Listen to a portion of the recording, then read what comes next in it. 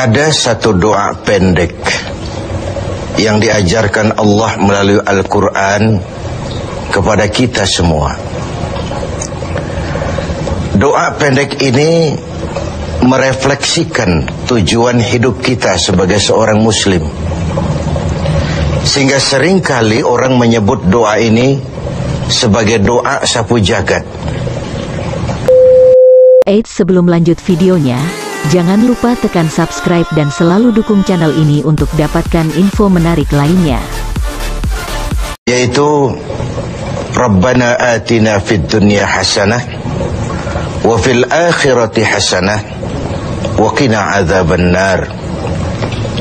Wahai Tuhan kami, berikan kami kebahagiaan di dunia ini, kebahagiaan di akhirat nanti, dan selamatkan kami dari azab neraka.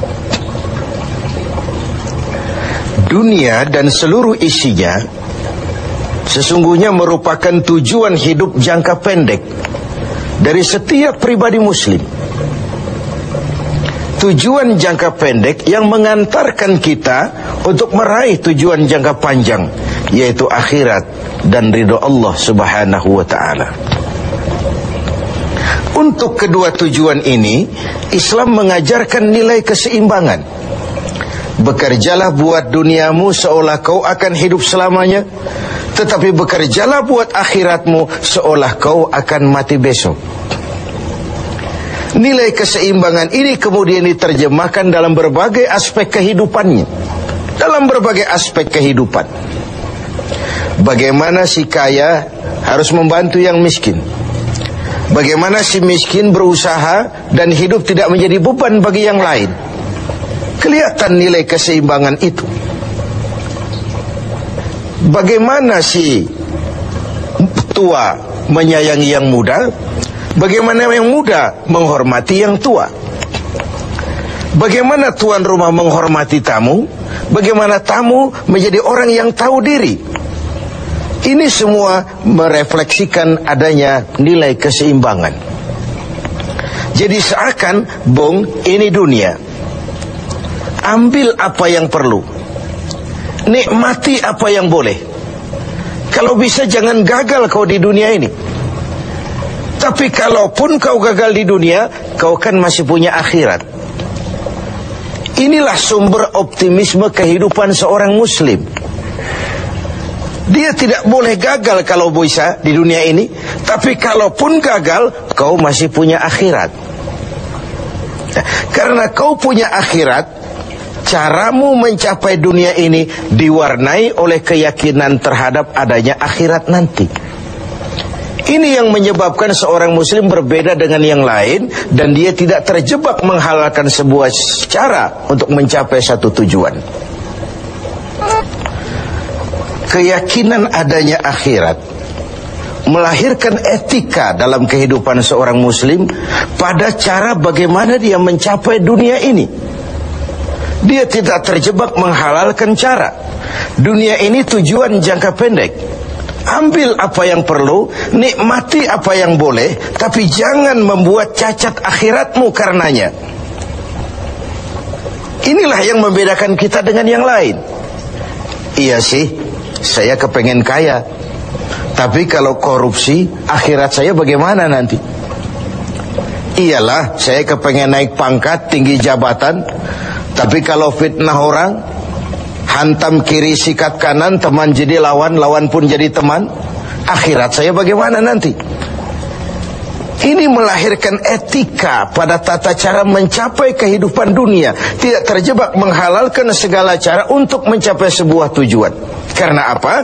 Tidak satu perbuatan dunia yang bagaimanapun kecilnya yang tidak akan berakibat akhirat.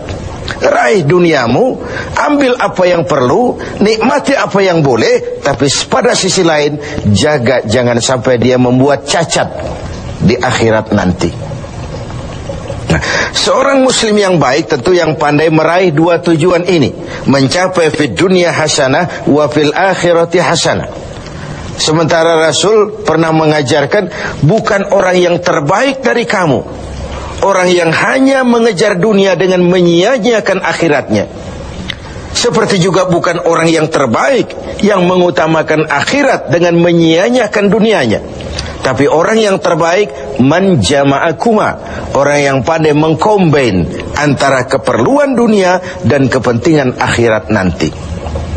Nah, untuk mencapai tujuan ini, tujuan dunia sebagai tujuan jangka pendek bisa dicapai dengan ilmu, dengan sains, dengan pengalaman, dengan nasib. Makin banyak ilmu, makin mudah meraih dunia. Makin syarat kita dengan pengalaman, makin mudah meraih dunia. Atau karena faktor nasib, lalu kita bisa meraih dunia.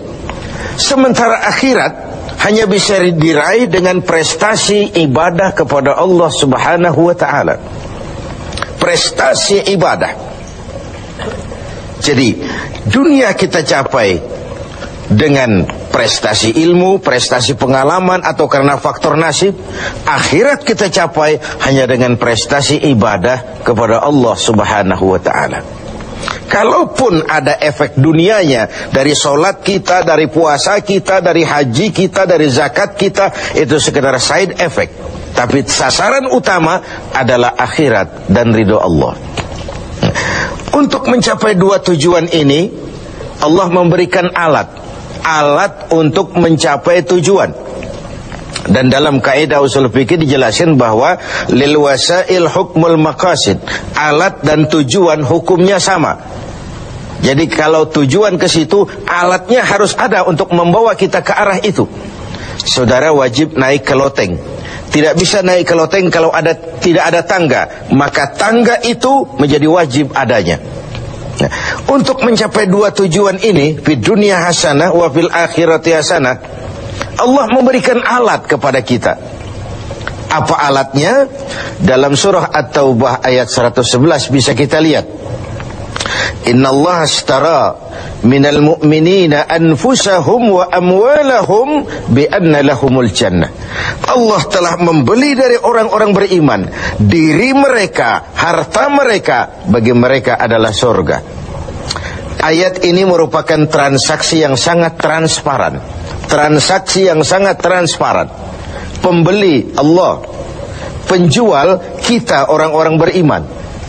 Dagangannya amwal dan anfus, harta dan diri. Harganya adalah surga. Sekali harta dan diri sudah kita jual kepada Allah, tentu tidak akan kita jual lagi kepada yang lain. Jadi dengan kata lain, harta itu apa? Semua bentuk materi yang kita kuasai. Uang, tanah, kebun, pabrik, dan sebagainya.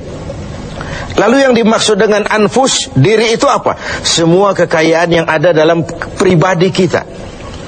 Konsep, pikiran, ide, wewenang, jabatan, kemampuan, skill, itu semua anfus.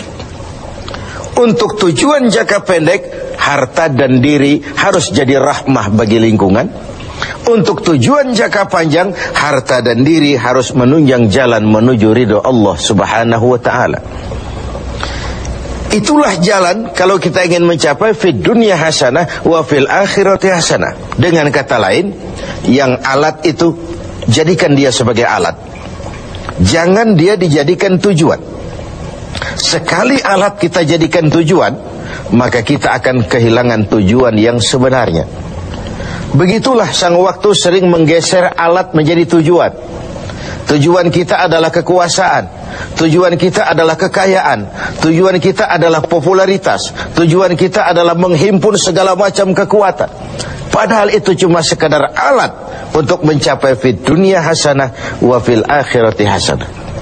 Kalau alat kita jadikan tujuan, kita akan kehilangan tujuan yang sebenarnya. Dan akhirnya kita akan terjerat kepada fata morgana. Kita sangka itulah tujuan itu. Kita sangka kita sudah sampai kepada titik yang kita tuju, padahal cuma pandangan yang menipu saja. Akhirnya kita terjerat dalam arus siklus yang berkali-kali diperingatkan oleh Al-Quran. Alhaakumut takatsur. Kamu telah celaka lantaran berlomba-lomba menjadikan alat sebagai tujuan. Berlomba-lomba menjadikan alat sebagai tujuan. Karena itu Gunakanlah alat sebagai alat untuk mencapai tujuan, dan bukan malah alat yang dijadikan tujuan. Berapa banyak pun harta kita miliki, dia cuma alat. Setinggi apapun kedudukan yang kita capai, dia cuma alat.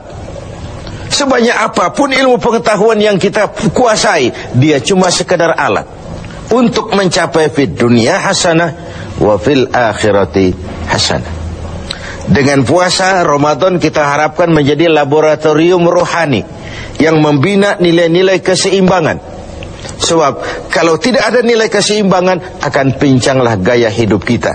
Tidak mustahil kita terjebak pada materialisme, hedonisme yang pada akhirnya lagi-lagi mengantarkan kita kepada fata morgana. Semoga ibadah puasa makin menyadarkan kita untuk memperalat yang memang alat, dan menjadikan tujuan yang memang tujuan untuk mencapai fid dunya hasanah wa fil akhirat